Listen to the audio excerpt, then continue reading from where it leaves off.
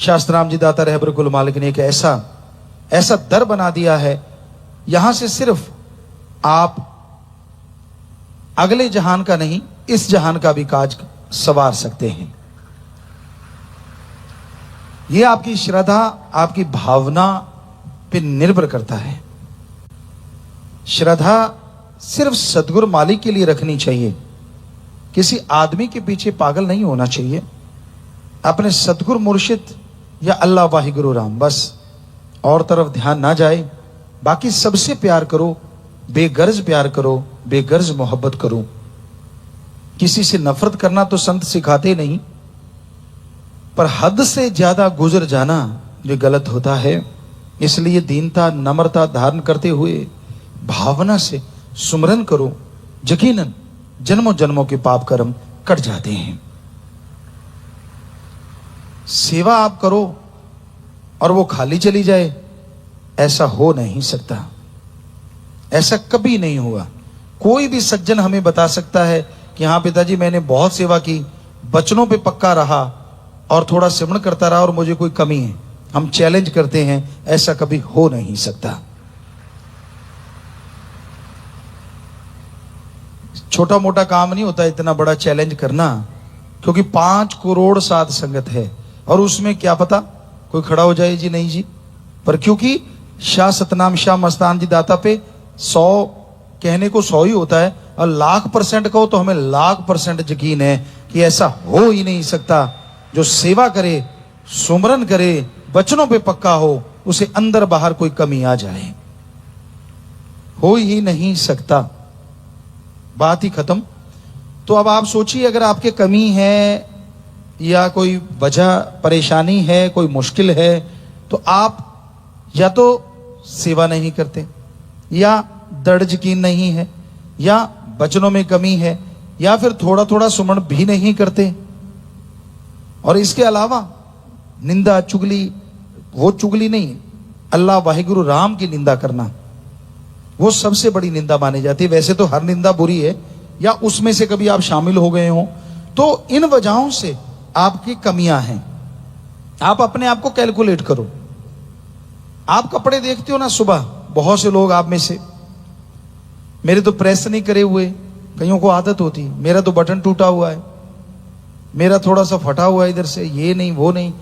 कभी अपने आप को चेक किया आप कहीं कहां से फटे हुए हो? सुई धागे से पेबंद लगा लोगे, सुई धागे से बटन लगवा लोगे, कुर्ता सही है, शर्ट सही है, सब कुछ ठीक है, लेकिन जो खुद फटे हुए हो वो कैसे सियोगे? कभी विचार किया करो, वरना आपको कमी आने का मतलब ही नहीं है, सवाल ही पैदा ही नहीं होता कि सच्चे सौदे के मुरीद को कोई कमी आ जाए।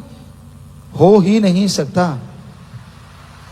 हम छाती ठोक के दावे से कहते हैं, क्योंकि मस्ताना जी महाराज, शास्त्राम जी महाराज ने जब ये आश्रम डेरे बनाए तो ये इसी आधार है, नीम है ये, कि सच्चे सौदे के मुरीद को ना अंदर कमी आए ना बाहर, पर उसके लिए शर्त ये है। तो आप उसमें शामिल हो चुके हो, आपने नाम ले लिया, गुरुमंत्र ले लिया, फिर भी आप में वो चीज कमी आ रही है, तो आप सोचो जो जो आपने कमियां हैं उनको दूर करते जाओ, सेवा करो, सुमरन करो और दृढ़ यकीन रखो, यकीनन वो कमियां भी एक दिन जरूर दूर हो जाएंगी, जरूर आप उनसे बच जाएंगे। गुरु पीर फकीर कभी किसी को बुरा कहते ही नहीं। आदमी का मन बुरा होता है, आदमी अपने बनाए प्रपंच में खुद ही फंस जाता है, और मन फिर ऐसी मोहर लगा देता है कि वो सतगुरु के दर्श नहीं करने देता या सत्संग में आने नहीं देता।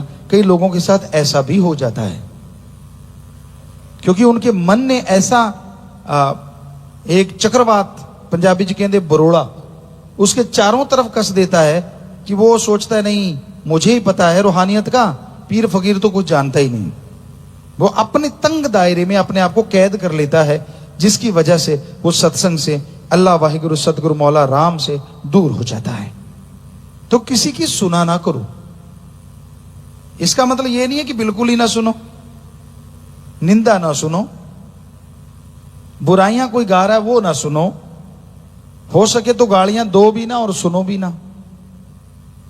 तो ये कहते कि ना सुनो इन चीजों को।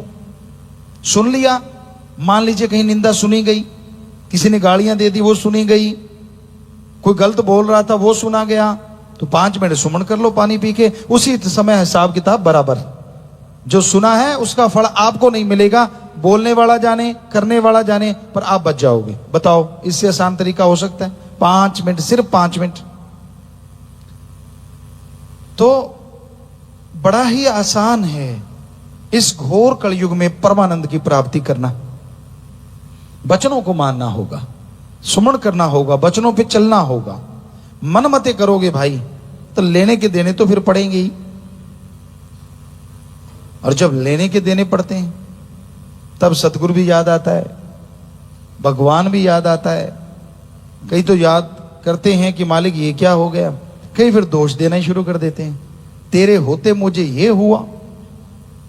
अरे जिसका तू बना हुआ है उसके जब वचन नहीं मानता तो फिर वो क्या करे?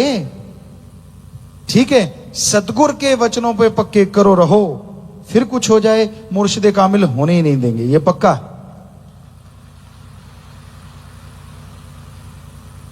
अब बाप तो जज है, बेटा डाकू बन गया, डाकू बन के वो पकड़ा जा रहा है, सजा हो रही है, कहता मैं जज का बेटा हो के मुझे सजा। अब बेचारा जज क्या करे, तू तो बुरे कर्म करके खुद डाकू बन गया है, कर्म तो तेरे बुरे हैं, बाप क्या करे भाई? तो पीर फकीर क्या करे? वो तो दुआ कर सकता है, मालिक से प्रार्थना कर सकता है, पर कर्म तो आपने करने हैं। आप पशु थोड़ा ही ना है जो खूंटे पे बंधे हुए हो कि भाई मैं तो कोई कर्म करूंगा तो जो फकीर कहेगा वही करूंगा, ऐसा तो है नहीं। आप तो खुले चरते हैं, दुनिया में रहते हैं, तो वो दुनियादारी में जब आप रह रहे हैं उस समय आपके कर्म जो आप कर रहे हैं तब तो आप मर्जी के मालिक होते हैं ना। मैं जो करूं सो मर्जी का मालिक, मैं ये करूं मेरी मर्जी, वो करूं मेरी मर्जी। आप बात पे बात आ गई, आपको कई बार सुनाया भी करते हैं कि एक आदमी था, पुराने समय की बात थी, उसके पास घोड़ा था, और उस जमाने में लोग घोड़ों पे अपने दाने वगैरह लेके जाया करते थे। तो घोड़े के ऊपर ऐसी बना होता था जिसे बोरा कहें या कुछ भी कहें, सामान डालने के लिए, 2 साइड में, बीच में ऐसे घोड़ा, तो इधर भी ऐसे बकेट टाइप ऐसे कपड़े का बना होता था। तो उसमें वो एक तरफ दाने डाल रहा था और एक तरफ रेता डाले जा रहा था। एक उधर तसला दाने का, इधर तसला रेते का, इधर तसला दाने का, इधर तसला रेते का। कोई दूर से खड़ा देख रहा था। उसने कहा यार ये क्या कर रहा है? कहते यार 2 मन दाने हैं, तो मैं 2 मन दाने डालूंगा इधर, तो 2 मन रेता भी तो बराबर डालना पड़ेगा ना, कि बराबर बैलेंस रहे, वरना ऐसे गिर जाएगा। वो समझदार था आदमी, कहते यार 2 मन है? कहता हाँ, तो 1 मन इधर डाल ले, 1 मन इधर डाल ले, घोड़े को 2 मन एक्स्ट्रा वजन नहीं उठाना पड़ेगा, क्या फर्क पड़ता है अगर तू ऐसे कर ले तो? कहता सुन, घोड़ा किसका? कहता भाई तेरा। चने किसके? कहता भाई तेरे। तो कहता फिर तेरे पेट में दर्द क्यों? मैं तो ऐसे ही डालूंगा। कई ऐसे अड़ियल टट्टू होते हैं, जितना मर्जी समझा लो, मैं तो ऐसे ही करूंगा, और जब पढ़ते हैं लठ, कहता गुरुजी मैं तो तेरा बंदा, भगवान मैं तो तेरा बंदा। अरे तेरी काली गऊ, पीली गऊ, नीली गऊ, तो जब सांड बना हुआ था तब किसका था? तब तो अकड़ता था ना, मेरे को क्या होने वाला है, मेरे को तो कुछ भी नहीं होता, मैंने तो ये कर्म कर लिए, वो कर्म कर लिए, मेरा तो बाल बांका नहीं हुआ। वो सब देख रहा है, जब होने पे आया फिर आप तिल मिलाओगे, फिर आप भगवान को दोषी ठहराओगे। खुद कर्मों से बाज नहीं आता है इंसान, और जब कर्म भोगने पड़ते हैं तो सारा दोष अपने सतगुरु मौला पे लगा देता है। ये तो कर्म भूमि है, जैसे कर्म करोगे, जैसा बीज डालोगे, काटना तो पड़ेगा। हाँ, सुमन करते हो, सतगुरु डाढ़ा है, अल्लाह वाहिगुरु बहुत पावरफुल है, सुमन करोगे, सेवा करोगे, तो वो पहाड़ जैसे कर्मों को कंकर में बदल जरूर देता है, इसमें कोई शक नहीं। पर कईयों के होता है कि इस जन्म में कोई कर्म बुरा नहीं किया, वो होते हैं संचित कर्म, जन्मों जन्मों के भयानक कर्म इकट्ठे होके। आपने इस जन्म में बुरा कर्म नहीं किया, लेकिन पिछले संचित कर्मों के लिए क्या आपने सुमरण किया? क्या आपने सेवा की? अगर नहीं की तो वो कर्म भोगने पड़ेंगे। और अगर सेवा सिमरन सत्संग सुनते हो, अमल करते हो, तो यकीनन वो भी पहाड़ से कंकर में बदलते जाएंगे और कंकर की चुभन भी आपको महसूस नहीं होगी। तो इसलिए ये कर्मों की खेती है, यहां कर्म भूमि है, सबके लिए कर्म करने हैं, कर्म करते जाओ, फल की चिंता ना करो। इसका मतलब ये नहीं है कि बुरे कर्म करते जाओ, फल की चिंता ना करो। कहने का मतलब अच्छे कर्म करते जाओ, कर्म योगी बन के अच्छे कर्म करो, फिर फल की चिंता मत करो, क्योंकि 100% भगवान अच्छे कर्मों का फल अच्छा देंगे ही देंगे। पर बुरे कर्म करोगे तो फिर आपको पता ही है, जैसा कर्म वैसा फल वो भी आपको मिलेगा ही मिलेगा। किसी का इसी जन्म में भुगत जाता है, किसी का ऊपर जाके नरकों में। पर यह नहीं होता कि यहां एहसास ना हो। जैसे कर्म करते हो, आगे रास्ते में तो आना ही आना है। जितने मर्जी चालाक बन जाओ, जितने मर्जी टौर शौर पंजाबी में कहते हैं ना, लेप शेप कर लो, कर्मों का फल तो देना पड़ेगा, भोगना पड़ेगा। एक ही तरीका सेवा सुमरन सत्संग जो कर्म काट देती है। कई लोग कहते हैं यार रोज ही सत्संग में चल पड़ते हैं। कईयों को होता है सत्संग सुना है वही वचन आएंगे, वाह आप तो भगवान हो गए। क्योंकि भगवान को ही पता है वो फकीर को क्या कहलवाएगा, फकीर को खुद पता नहीं होता। माई को क्या पता कौन बोलेगा या क्या बोलेगा। उसी तरह वो तो मालिक करवाने वाला है। तो जो भी आदमी सत्संग आता है, बना बनाया सिमरन लेके चला जाता है, उसके संचित कर्म कट जाते हैं, खुशियां मिलनी शुरू हो जाती हैं, यकीन बढ़ता है और मालिक के नजारे आने शुरू हो जाते हैं। तो इसलिए ओवर स्मार्ट मत बनिए, मत कीजिए बुरे कर्म, मत करो गलत कर्म, वो सब देख रहा है। अच्छे कर्म करते जाओ, भले कर्म करते जाओ, सेवा सुमन करते जाओ, यकीनन अंदर बाहर से माला दो तरह की दुनिया मोस्टली मानी जाती है। एक वो जो सुप्रीम पावर अल्लाह वाहिगुरु गॉड खुदा राम को मानने वाले हैं, और एक वो जो नहीं मानते। मानने वाले क्यों मानते हैं, किस लिए मानते हैं, और न मानने वालों ने ऐसा क्या देख लिया जो वो नहीं मानते। किसी भी चीज का रिजल्ट अगर आपने लेना होता है, पहले उसके लिए प्रैक्टिकली आपको कुछ करना होगा। कर्म के बिना रिजल्ट नहीं और ज्ञान के बिना कर्म नहीं। किसी चीज का अगर आपको नॉलेज नहीं है तो उसके लिए कर्म कैसे करोगे? नॉलेज है और कर्म नहीं करते तो प्राप्त कैसे करोगे? उदाहरण के तौर पे बच्चे स्कूलों में पढ़े हैं या बड़े भी बैठे हैं, तो आप लोगों ने डिग्रियां हासिल करी होंगी, काफी पढ़े होंगे। क्या आप बता सकते हैं कि ये डिग्री सोए सोए हाथ में आ गई? जी नहीं। नर्सरी से जो भी क्लासें आजकल चलती वहां से शुरुआत करनी पड़ी, और उसके बाद आपने जिंदगी के 20-25 साल लगाए होंगे, तब जाके डिग्रियां या मास्टरेट की डिग्री आपके हाथों में आई। फिर दौर शुरू हुआ कर्म करने का। कितने इंटरव्यू हुए होंगे, कोई पहले में ही पास हो गया, कई बार रिजेक्ट हुए होंगे, तब जाके सक्सेस हुए होंगे, और फिर कर्म करने लगे। तो यानी जो भी आलिम फाजिल पढ़े लिखे भाई बहन बच्चे बैठे हैं, खास करके वो लोग जो कहते हैं भगवान अल्लाह वाहिगुरु गॉड खुदा रब कुछ नहीं होता, फजूल की बातें हैं। तो अगर हमारे जैसे संत ये कि डिग्रियां डुगरियां कुछ नहीं होती, ये तो फजूल की बातें हैं, तो आपको यकीन आएगा? नहीं आएगा। आप कहेंगे गुरुजी डिग्री तो होती है, तो फिर हम कहेंगे ला मेरे नाम पे सारी डिग्रियां दे दे। लेकिन अगर आपसे कहा जाए कि एमडी मैंने डॉक्टरी में या यानी सर्जन बनना चाहता हूं, या जो भी स्पेशलिस्ट मैं डॉक्टर बनना चाहता हूं, तो क्या आप डिग्री दे देंगे? जो कहते हैं भगवान नहीं है, नहीं दे सकते ना। आप कहेंगे पहले पढ़ो जी, पहले कोर्स करो, फिर समय लगेगा, फिर डिग्रियां हाथ में आएंगी।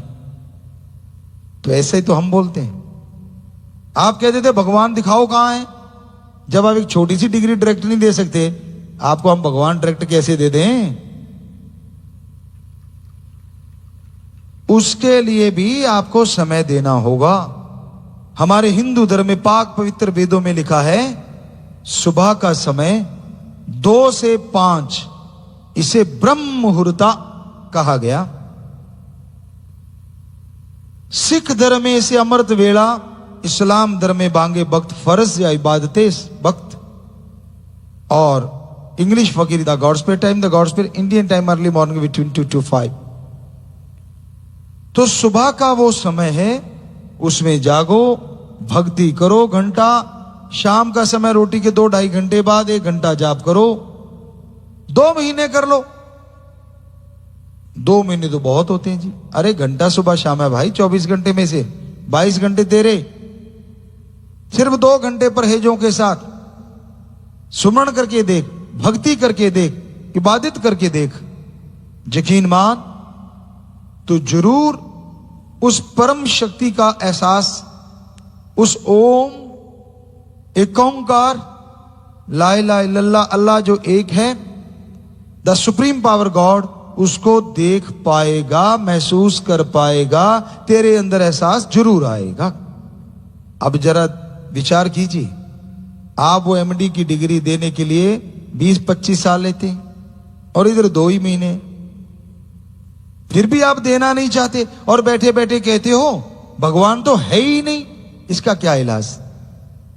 कई सज्जन ये कहते हैं कि जी जो इतिहास है, इतिहास करता है, इतिहास में ये लिखा है, इतिहास में वो लिखा है, धर्म तो फजूल की कहानियां हैं, ये तो फालतू की बातें हैं। हम उनसे जरूर पूछेंगे, जरा बताइए इतिहास लिखा किसने? आदमी ने। और वो लिखने वाला आदमी घर गृहस्थ से जुड़ा होगा, घर परिवार में रहता होगा। कहते जी बिल्कुल सही।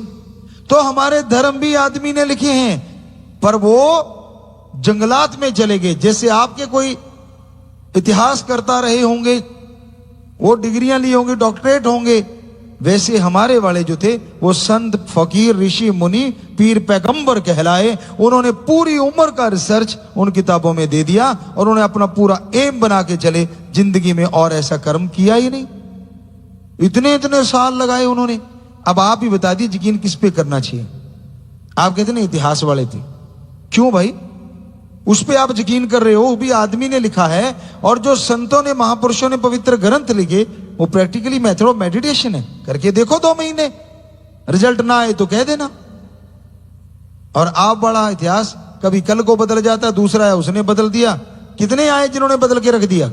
पहले हमारे देश में राज किसी और का था, यानी सैकड़ों साल पहले, तो उसने अपने हिसाब से इतिहास को तोड़ो मरोड़ा। 150-200 साल और किसी ने राज किया, उसने अपने हिसाब से तोड़ मरोड़ दिया। आप उसको सच माने जा रहे हो, ये कैसे सही है? हालांकि धार्मिक ग्रंथों के साथ भी ऐसा हुआ है, हम ये नहीं कहते सिर्फ इतिहास के साथ ऐसा हुआ है, लेकिन उनमें जो अनुभव संत पीर फकीरों के हैं वो ज्यों के त्यों सच्चे हैं। तो ये 2 तरह की दुनिया अपनी अपनी मस्ती में। एक बार रिसर्च किया गया,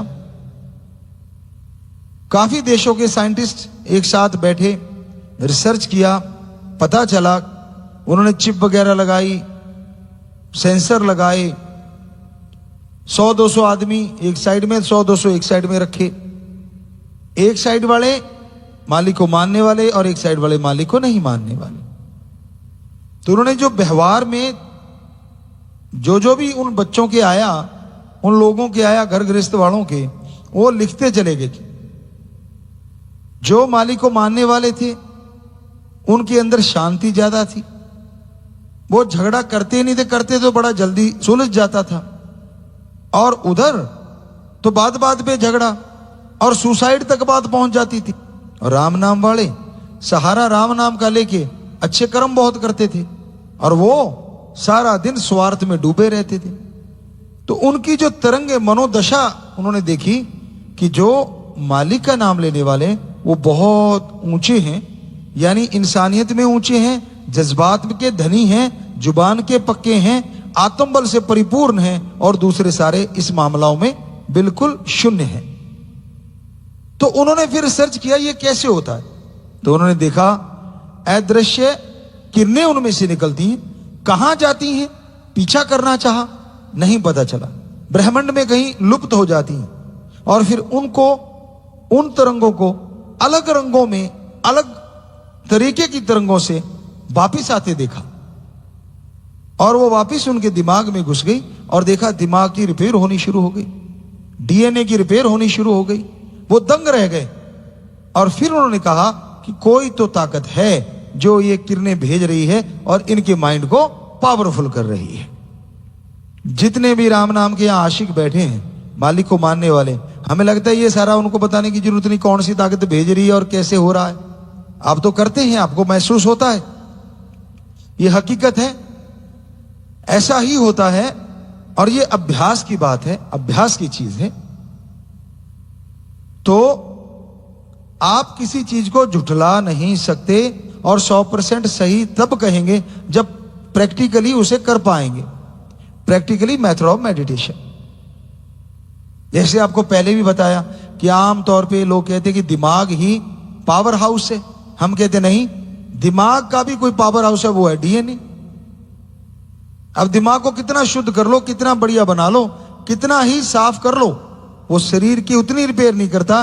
डीएनए में अगर रिपेयर हो जाए, पूरी बॉडी एक पल में रिपेयर हो सकती है। ये बड़े बड़े साइंटिस्ट मानते हैं, और ये धर्म कहता है, हमारे पाक पवित्र वेद कहते हैं।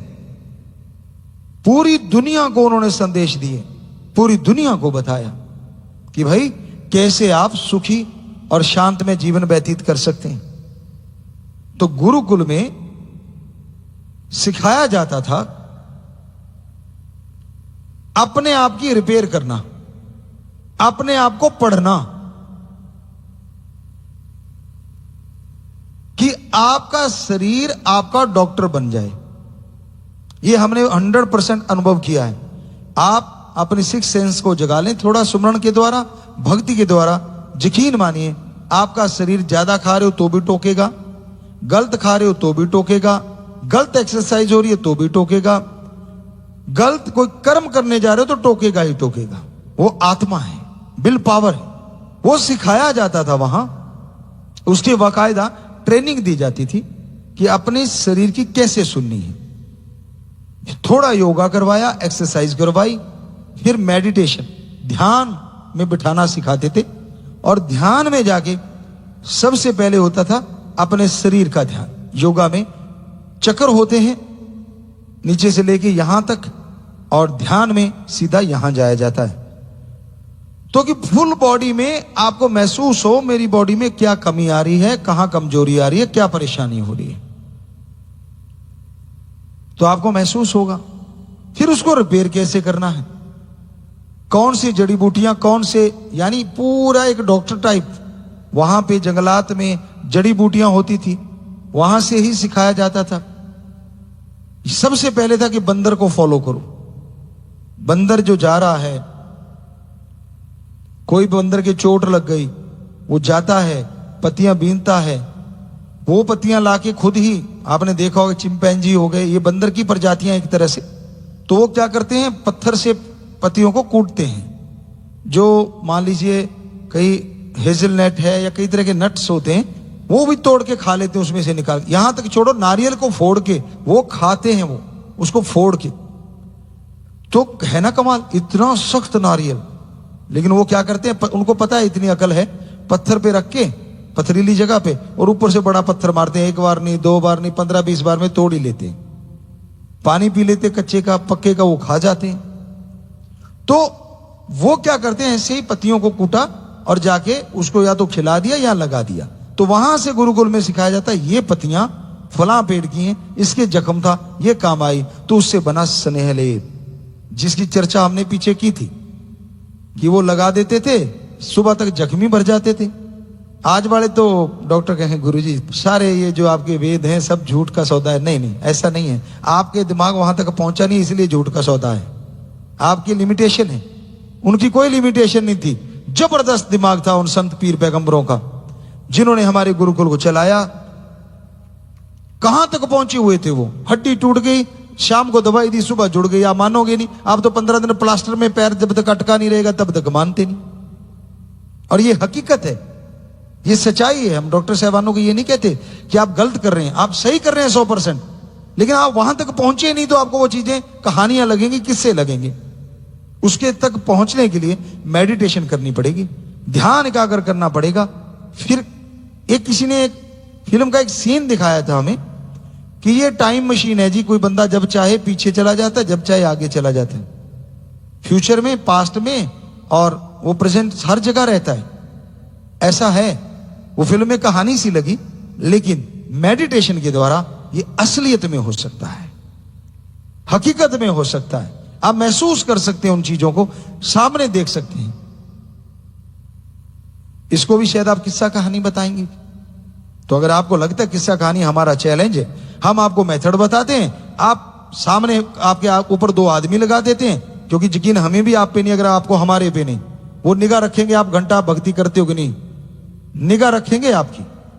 और घंटा सुबह घंटा शाम प्रैक्टिकली मेथड ऑफ मेडिटेशन करके देख लो, एहसास आने शुरू हो जाएंगे। फिर तो आपकी रुचि बन जाएगी ना, फिर आदमी चले जाएंगे।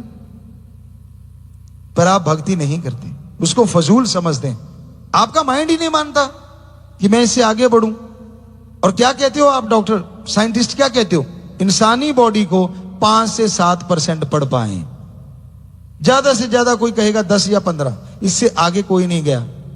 तो आदमी के शरीर का दिमाग ही नहीं पढ़ा जा पा रहा, कब वो रिएक्ट कर देता है, कब क्या बना देता है। एक आदमी था और उसका बिल्कुल मृत्यु नजदीक थी, तो उन देशों में इच्छा मृत्यु का प्रावधान है।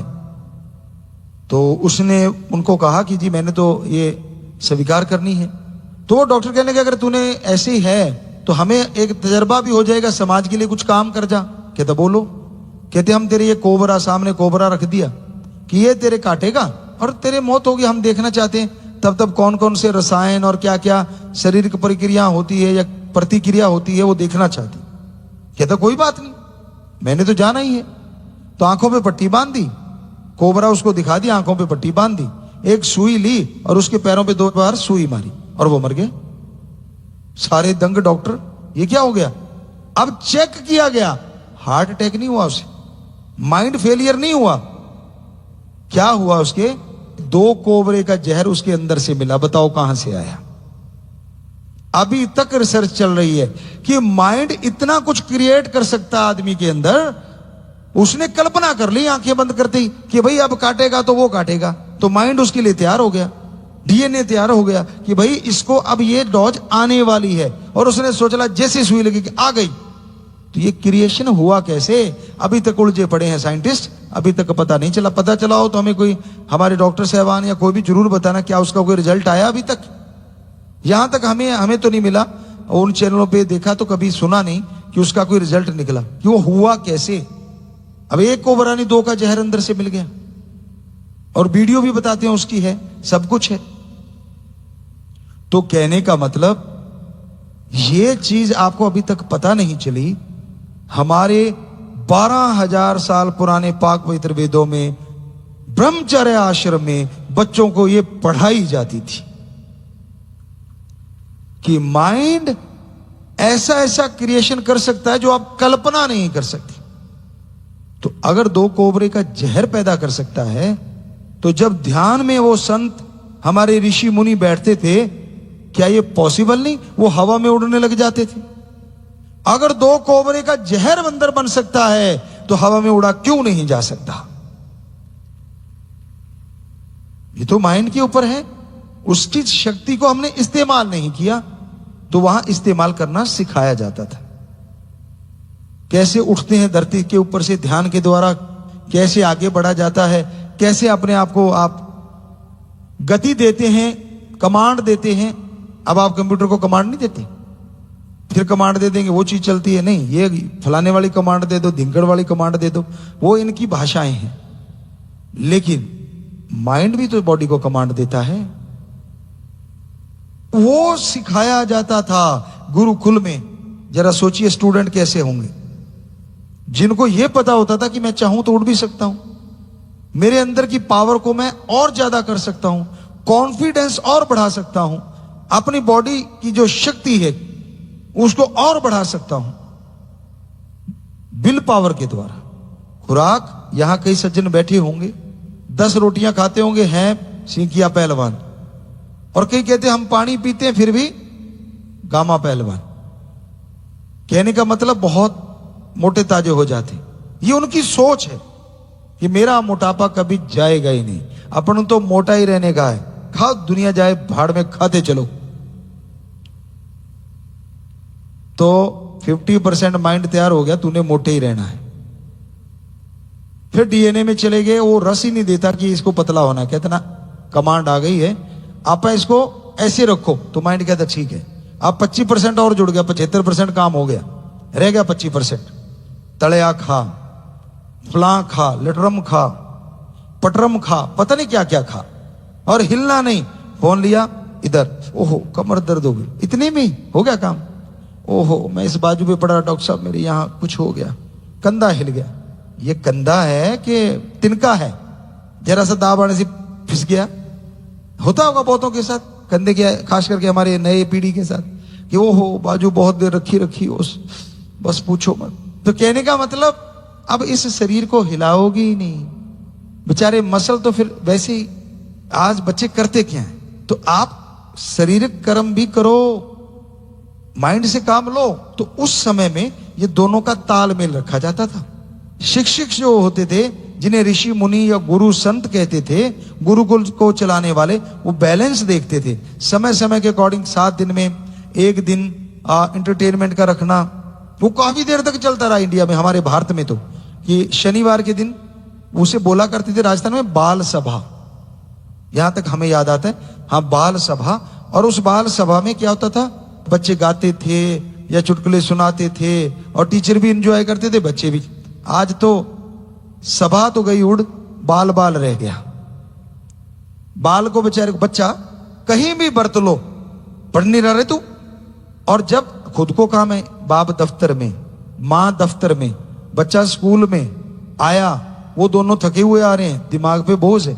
हम नहीं कहते कि काम ना करो, करना चाहिए, कर्म तो जरूरी है, पर बच्चे के लिए भी तो टाइम देना जरूरी है। या फिर पैदा तब करते जब पूरे पैरों पे खड़े हो जाते, और पहले पैदा कर लिया तो क्या आपका फर्ज नहीं है उसके प्रति? क्या माँ बाप ने आपको नहीं दिया टाइम? नहीं दिया होगा तो गलत बात है उनकी भी, और अगर दिया है तो आप क्यों नहीं दे रहे भाई? तो वो समय देना होगा ताकि बच्चे को देखा जा सके। अब टीचर मास्टरों को तो अपना वो बुरा ना मानना भाई, कोई मास्टर टीचर लेक्चरर सुन रहे हो, सारे एक जैसे नहीं होते, बहुत ज्यादा तो अच्छे हैं, पर कुछ एक ऐसे भी होते हैं, वो कुछ एक ज्यादा है या कम है वो तो आप जानो। वो ऐसे भी होते हैं कि वहां से लेक्चर का रट्टा लगा के आते हैं और क्लास में पहुंचते कि पार कर दो रट्टा जो लगा के आया हूं, कहीं मिस ना हो जाए। सारा पढ़ाया, निकले बाहर, तू जाने तेरा काम जाने, मैंने दिया कर, अब तू भर। तो ये भी होता है। और गुरुकुल में क्या होता था, प्रैक्टिकली स्टडी होती थी। उनको पढ़ाया, इस तरह से पढ़ाते थे नेचर के साथ, बच्चा चलता चलता याद कर लेता था। एक छोटी सी बात आज हम भी आपको बताना चाहते हैं, उसी वेदा काल से आई हुई, बहुत पुरातन बात है, पर धीरे धीरे उसको अपनाया गया। और फिर आके उन्हीं चीजों को इंग्लिश महीनों पे भी लगा दिया गया कि ऐसे आप गिनो, जो महीना ऊपर आएगा वो 31 का, और जो नीचे आएगा वो कम वाला है। देख लो, जनवरी, फरवरी, मार्च, अप्रैल, मई, जून, जुलाई, अगस्त, दोनों 31 के, जुलाई और अगस्त। तो फिर इस कहने का मतलब यहां नीचे वाली जगह पे आएंगे वो 31 के नहीं, और जो ऊपर आ रहे हैं वो 31 के। तो ये किसको नहीं याद रहेगा? आप जितने सुन रहे हो सारों को याद आ जाएगा। जब भी देखो महीना अच्छा कौन सा है, फट आ जाएगा ना, हो गया ना तरीका। कितना प्रैक्टिकल है। ऐसे पढ़ाते थे, ऐसे इस तरह से पढ़ाते थे। सो कहने का मतलब ये ब्रह्मचर्य आश्रम में बच्चों को जब पढ़ाया जाता था तो इस तरह से प्रैक्टिकली स्टडी करवाई जाती थी, उनके दिलो दिमाग में बैठ जाती थी, अच्छे से बैठती थी, वो कभी भूलते ही नहीं थे। आज उस तरह की पढ़ाई बहुत मुश्किल है। सो कहने का मतलब हमारा कि ब्रह्मचर्य में फिर यह सिखाया जाता था कि मान लो आपके गैस है अंदर और आपको ढकार लेना जरूरी है, तो कैसे ले सकते हो? बहुत कम होंगे आप में से कि जो ढकार ले पाए, जबकि लिया जा सकता है। बोलते बोलते आपको ढकार लेके दिखा दिया और ये हमने अपने अंदर की गैस बाहर कर दी। तो ये भी सिखाया जाता था। ये तो एक उदाहरण है। कहने का हमारा मतलब ये हमने आवाज नहीं निकाली, रियल में ढकार मारा है। अब माइक के द्वारा तो आपको वैसी आवाज का पता चल गया होगा। तो क्या गजब थी हमारी स्टडी, क्या कमाल थी स्टडी। पूरा वर्ल्ड क्यों नहीं प्रभावित होगा जब ऐसी प्रैक्टिकल स्टडी करवाई जाती थी। तो ऐसे ही बॉडी में यहां कहीं पेन है तो उसको कैसे ठीक करना है, यहां कहीं पेन है कैसे, पूरे बॉडी का दर्द कैसे ठीक कर सकते हो आप, मसल का, हड्डियों का, प्रैक्टिकली सिखाया जाता था, तो फट ठीक हो जाते थे। सो कहने का वहीं पे आ जाते हैं कि वो ब्रह्मचर्य आश्रम में बहुत कुछ था। हम तो आपको कई दिनों से लगे हुए हैं, अभी यही नहीं निपटने में आ रहा। सोच के देखो इसमें और क्या क्या होगा, बहुत कुछ है। कई सज्जन कह रहे थे गुरुजी आजकल तो इंस्टाग्राम पे बच्चे शायद 1-1.5 मिनट का डाल दो, वो ही ज्यादा अच्छा लगता है, उसके बाद तो यूं उठा मार देते तो लंबा चल, मतलब कैपेसिटी इतनी रहेगी ये सुनने की। सो हम यही चाहते हैं कि गागर में सागर, थोड़ी टाइम में ज्यादा ज्ञान। ये भी सिखाया जाता था कि थोड़ी देर में ज्यादा कैसे आप हासिल कर सकते हो, शारीरिक तौर पे और मानसिक तौर पे। यह भी हमारे पाक पवित्र वेदों में लिखा है, गुरुकुल में सिखाया जाता था। क्या आपको नहीं लगता कि ऐसा गुरुकुल आज भी होना चाहिए? तो यह गुरुकुल गया ही कहीं नहीं, क्योंकि यह तो हमारे पवित्र धर्मों में आज भी है। बस उसको लागू करने की देर है, उसमें चलने की देर है। पर फिर वही बात, कई बच्चे कहते गुरुजी आप ज्यादा ही चीजों पे ऐसा करते हो। अब किसी ने हमें बताया मुंबई में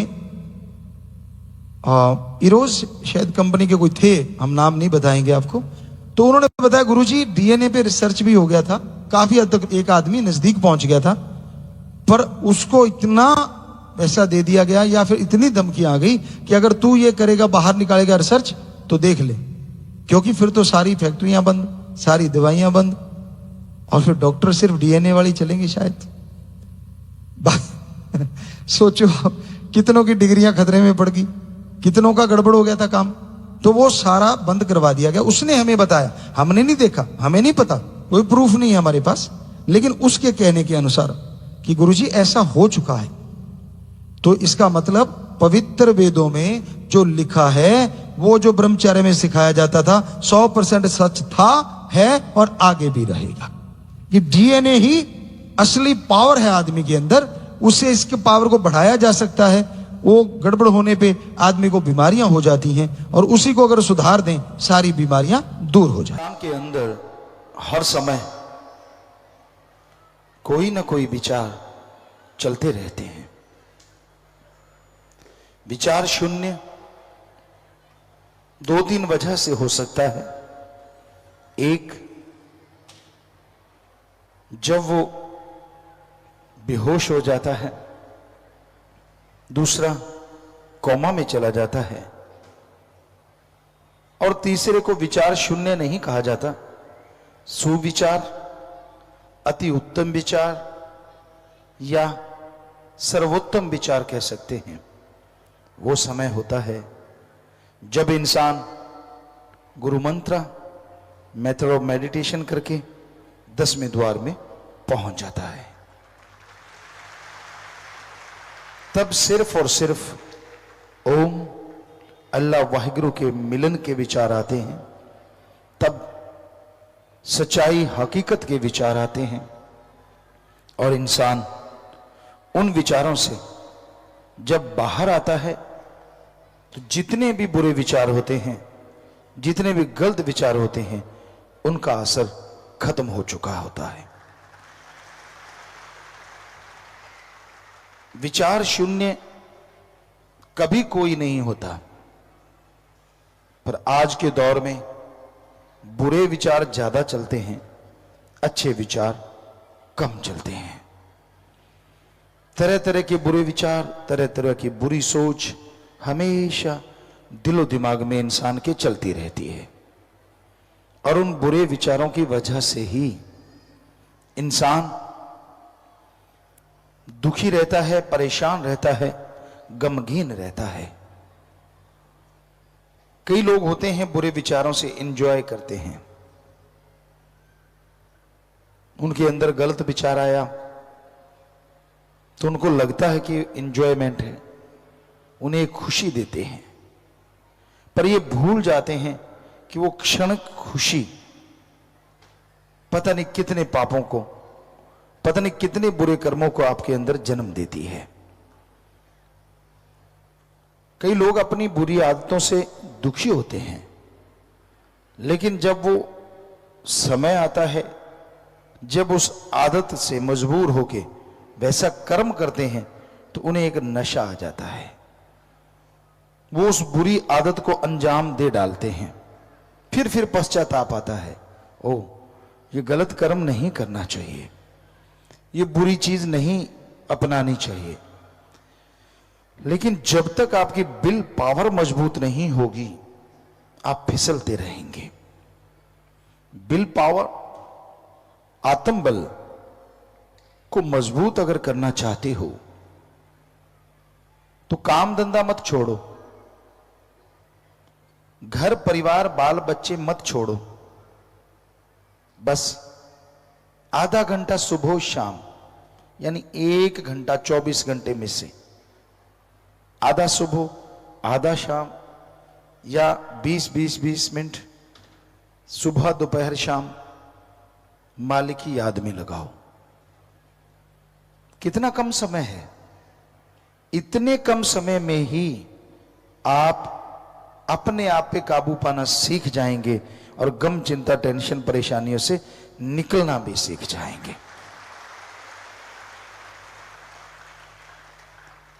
कई बार आदमी को टेंशन होती है जब उसका काम धंधा नहीं चलता, टेंशन होती है बिजनेस व्यापार नया करना है, टेंशन होती है पेपर दिए हैं रिजल्ट आने वाला है, टेंशन होती है पेपर आने वाले हैं, टेंशन होती है जब कोई कंपटीशन आने वाला है। आप प्लेयर हैं, आप कोई गेम खेलते हैं या किसी भी तरह का कोई भी, पर सच बताइए क्या टेंशन लेने से आप सक्सेस हो सकते हैं? तो फिर तो अपने सारे परिवार को बोलो मेरे लिए टेंशन लेने का, सबको लमलेट कर दो, लो टेंशन लेते जाओ लेते जाओ। जितनी ज्यादा लोगे आपके हिसाब से उतना सफल हो जाओगे। गलत। टेंशन सफल नहीं बनाती बल्कि सफलता से दूर कर देती है। टेंशन छोड़ दो, हिम्मत आपको अपनाओ, सुमरन करो कि भक्ति करूंगा, पूरी मेहनत करूंगा, आगे भगवान जाने, दैट्स ऑल। फिर देखो कैसे तरक्की करते हो, फिर देखो कैसे आगे बढ़ते हो। तो टेंशन कभी भी किसी भी चीज की मत लिया करो। जो आपने करना है वो करना है, जो आपके लिए होना है वो होगा, पर आप हिम्मत करो तो उसको बदल सकते हो, ये भी सच है। सो गम मत किया करो। गम करने से गम गलत नहीं होते, टेंशन लेने से काम सफल नहीं होते, बल्कि और काम में विघ्न पैदा हो जाता है और कार्य में रुकावटें आ जाती हैं। बस टेंशन फ्री रहिए, सुमरन कीजिए और मेहनत कीजिए, यकीनन भगवान आपके कार्य सवार देंगे। कई कहते हैं पिताजी आप कहते तो सही हो, पर क्या करें धक्के से टेंशन आ जाती है। बुरा ना मनाना, धक्के से पेशाब आया आपको? कभी कपड़े खराब हुए? नहीं हुए। धक्के से आप गाड़ी चला रहे हो, नींद आई तो फिर लोग कहानियां ही सुनाएंगे बाद में। नहीं आई ना? तो जब नींद धक्के से नहीं आने देते आप, बाथरूम वगैरह टॉयलेट वगैरह धक्के से नहीं आने देते, उसे रोक सकते हैं कि नहीं थोड़ा टाइम रुक जा, वहीं जाके करेंगे, कपड़े खराब ना हो जाएं, करते हो ना? तो फिर धक्के से टेंशन कैसे आ जाती है ये बताइए? आप सोचते हो तो आती है। एक चीज को लेके पानी में मधानी, दे तेरे की ले तेरे की, दे तेरे की ले तेरे की। एक बैठा दूसरा सिर जोड़ के बैठा, उसका भी बाप, उसको थोड़ी कम है, उसको और ज्यादा है। नहीं हाँ मर गए बहने तो फिर पूछो मत। हमने ऐसे ऐसे सत्संगियों से सुना कि पिताजी आप तो सही कहते हो, लेकिन हमने भूत प्रेतों को देखा है रात को घुंघरू बजते हैं 12 बजे। हम नाम नहीं बताएंगे, पर इतने खास कि आप सुनोगे तो भौंचक्के रह जाओगे। यार इतनी भक्ति लगती थी इंसान की, और वो ऐसा कहता है। हमने कहा बेटा हमने वेद पढ़ लिए, सारे ग्रंथ पढ़ लिए, भूत प्रेत धरती पे होते ही नहीं। कहते ना 12 बजे घुंघरू बजते, हम तो दरवाजा और बंद कर लेते, चिटकनी एक आधी रह रही होती है तो। हमने कहा इस बार ऐसा करना, चिटकनी खोलना, हमारा नाम लेके, आप डरो मत, और देखना है क्या। वो असल में चक्कर ये था कि साथ के घर वाले की एक कुतिया थी, सही 12 बजे आके उनके घर की पोटी करने आती थी, और उसके गले में घुंघरू थे, वो बजते थे। अगले दिन इतने हंस हंस के लोटपोट पिताजी, जैसे आपका नाम लेके खोला तो वो कुतिया थी। हमने कहा थी कुतिया, भूत कुतिया नहीं बनी, वो थी कुतिया। तो अब बेचारी को लगा कि सारे सो जाते इस दिन, इनके घर में कर दो काम, बढ़िया, कोई बोलता तो है नहीं। अब आप डराना एक बार, अगले दिन कहती आना बंद हो गई। तो ये होते हैं भूत, भरम के भूत होते हैं। कोई भूत प्रेत ओपरी पराई जिन चुड़ैल नहीं होता। हम कई बार रातों को जाया करते, टूर्नामेंट होते थे, और राजस्थान में साधन की कमियां होती थी, कच्चे रास्ते वो टीले होते थे, तो कई बार बड़ के पेड़ नहर के किनारे या पीपल के पेड़, बड़े बड़े पेड़ होते, अंधेरी रात होती, अब 5-6 किलोमीटर चलना है, 2-4 लोग हम होते, तो जैसे ही उस पेड़ के नीचे से निकलते, थोड़ा आगे जाते तो फड़फड़ाहट होती। तो हमारे कई साथी होते, जब फर्स्ट टाइम हमारे साथ जा रहे थे, उनकी गिग्गी बज गई।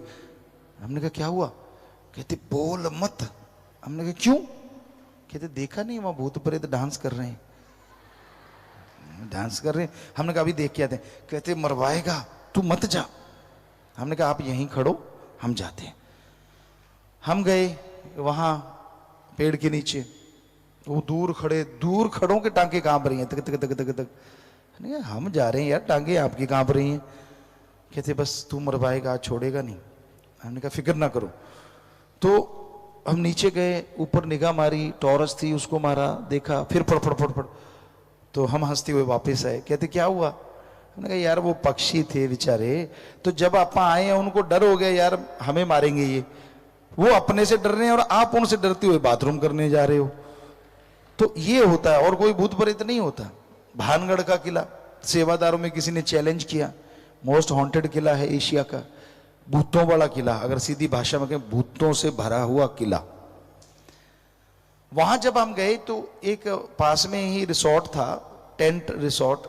हम उसमें वैसे ही चलते, ये क्या है, देखा तो बहुत खूबसूरत था कि क्या पता शूटिंग हो जाए, उस नजरिए से वहां गए। उनके मैनेजर आके कहते गुरुजी कहाँ शूटिंग कर रहे हैं? हमने कहा भानगढ़ के। भानगढ़ के किले? हमने कहा भानगढ़ के किले। रात को करोगे? हमने कहा दिन रात करेंगे। कहते हैं, हमने कहा तू ऐसे क्यों कर रहा है?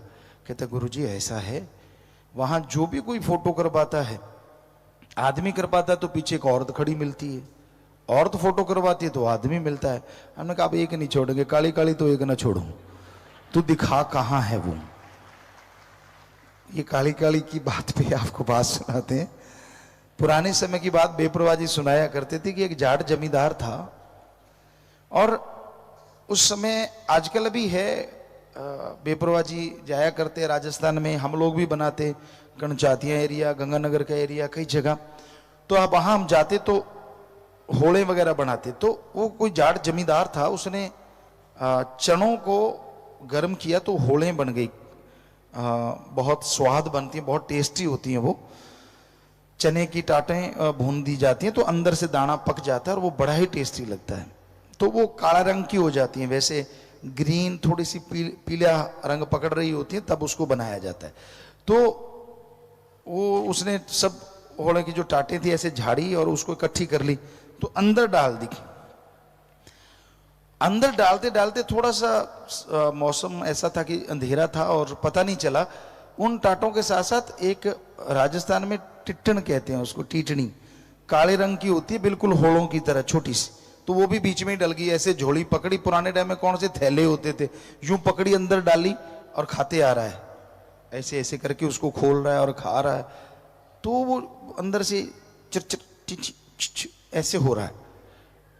कुछ देर तो उसने सुना, फिर कहता ची कर चाहे मी कर, काली काली तो एक ना छोड़ू, कि चाहे कुछ भी कर। मतलब उसको लगा, अब भोला था, कि ये चने की टाटें ही कर रही है, छिछ। कहता मैं छोड़ता नहीं, खा के छोड़ूंगा। तो वो वाली बात है भाई। वहां हमने कहा कोई भी हो, तो वहां गए, कोई भूत प्रेत नहीं था, कुछ नहीं था। हम रातों को भी घूमे, वहां थे लंगूर बहुत थे, बंदर बहुत थे, चीते भी मिले, लेकिन भूत एक भी नहीं मिला। सब जगह गए, बल्कि साथ वाले कई सज्जन थे, उनकी भी घिग्गी बदी, इधर मत जाना, ये अंधेर कोपड़े। हमने कहा टॉर्च दे, टॉर्च दे के उनको भी देखे, कुछ नहीं है। इधर देखा, कुछ नहीं, कहीं कुछ भी नहीं था। तो ये फजूल की बातें हैं, भूत प्रेत होते ही नहीं। मत डरा करो, टेंशन ना लिया करो। अब बच्चों को टेलीविजन पे दिखाते हैं एक हाथ आ रहा है, आ रहा है, अब गेट खुलता है, तो आधा तो काम बीच में ही हो जाता है। वो चद्दर दबाते हैं, कई तो पूरा मुंह डब के आंख खोल के देखते क्या आ रहा है। उनको लगता है हमने चद्दर ले ली, ऐसा लगता है जैसे कोई बुलेट प्रूफ जैकेट पहन ली हो, कि अब कोई कुछ नहीं करे। अरे आंखें दिख रही, चद्दर ली है, कौन सा तूने बुलेट प्रूफ पहन लिया। फिर मम्मा कहेगी या पापा पेशाब करया, मम्मा पापा भी नहीं जाते आजकल के पेशाब करने, बच्चों ने तो जाना क्या है। उस हाथ से डरते, क्योंकि वो चर्र होता है। और ये भाई चांस घर का दरवाजा भी वैसे कर देना। और होता क्या है, वो चर्र क्यों होती है, क्योंकि जो कब्जे होते हैं उनमें तेल नहीं देते आप लोग, और वो सूख जाते हैं, लोहे से लोहा टकराता है, तो वो चर्र ही करेगा और डांस थोड़ी ना करेगा। तो उसमें सरसों का तेल या कोई भी मुगलैल वगैरह आप डालो एक फॉर्म में और वहां लगा दो, और तख्ते को 5-7 बार ऐसे करो, आवाज खत्म। तो ये चीजें आज के युग में आम पाई जाती हैं। उनको लगता है कि नहीं, गेट खोलने नहीं जाते अंधेरे में, बाथरूम नहीं जाते, तो ये बड़ी अजीबोगरीब चीजें हैं, जबकि भूत प्रेत होते ही नहीं। तो इन चीजों के लिए टेंशन करना, काम धंधे के लिए टेंशन करना कभी भी मत करो। आप हिम्मत करो, हिम्मत मर्दा मद दे खुदा। हिम्मत करे अगर इंसान तो सहायता करे भगवान। अगर आप हिम्मत करेंगे, मेहनत करेंगे, तो भगवान जी साथ देंगे। अगर मेहनत ही नहीं करोगे तो भगवान क्या साथ देंगे। आप सोए हुए हो, नींद ले रहे हो, भगवान जी मदद कर, क्या मदद करेगा, 4 खुराटे और दे देगा, ले ले बेटा। कुछ मेहनत करोगे, कार्य करोगे, तभी मालिक मदद करेंगे ना। गुलाम मत बनो किसी का। गुलाम बनना है तो एक का बनो जो महाराजाओं से भी आगे होता, और वो है ओम हरि अल्लाह वाहिगुरु राम। उसका कोई गुलाम बन गया, समझ लो दोनों जहान में राजा हो गया, महाराजा हो गया। पर उसका गुलाम बनना इतना आसान नहीं है। काम वासना, क्रोध, लोभ, मोह, अहंकार, मन, माया, चुगली, निंदा सब छोड़ना पड़ता है। तो ये चीजें छोड़ो, फिर ही उस राम का भक्त कह लो, गुलाम कह लो, कुछ भी कह लो, इंसान बन सकता है और खुशियों से लबरेज हो सकता है। टेंशन जब आप लेते हो, शीशे के सामने खड़े हो, आपका रंग गिरगिट की तरह बदलता रहेगा। आप सोचोगे पिताजी ने कहा टेंशन नहीं लेने, मैं नहीं लेता, ठीक हो गया। थोड़ी देर फिर टेंशन आ गई, फिर शीशे में देखो, ओए ये क्या हो गया, फिर नहीं लेता, तो फिर ठीक हो जाएगा। अजीबोगरीब ऐसा 4:40 बजे रहते हैं फेस पे। आप जानते हैं ना 4:40 काफी फेमस हुआ है, 10-10 और 4:40। कभी कोई 9:15 ही रहते हैं, हंसी आए कुछ भी आए, वो 9:15 ही होते हैं, ऐसा ही। तो वैसे 10-10 रहे तो उससे के बराबर की तो कोई मुकाबला हो ही नहीं सकता, पर 9:15 भी ठीक रहता है, ज्यादा 9:15 वो भी ठीक रहता है, लेकिन 4:40 मत बजाया करो चेहरे पे। उदासी आती, किस बात की उदासी, कहते आदमी को उदास भी होना ही पड़ता है कभी ना कभी। क्यों पड़ता भाई, किस लिए? आप काम धंधे के लिए उदास होते हैं, टेंशन लेते हैं, वो भी गलत, आपको अभी बताया। बाल बच्चे परिवार के लिए अगर आपने अच्छे संस्कार दिए, लोग आपको बुरा नहीं कहेंगे। बच्चे नहीं मानते तो नहीं मानते, आप क्या कर सकते हैं? प्यार से कोशिश कीजिए, टेंशन लेने से तो वो बदलेंगे नहीं। सो टेंशन मत लीजिए, अच्छे कर्म कीजिए। गलत कर्म करोगे तो यकीन मानो आने वाले टाइम में भोगना पड़ेगा, और सही कर्म करोगे तो मालिक रहमो करम से नवाजते रहेंगे।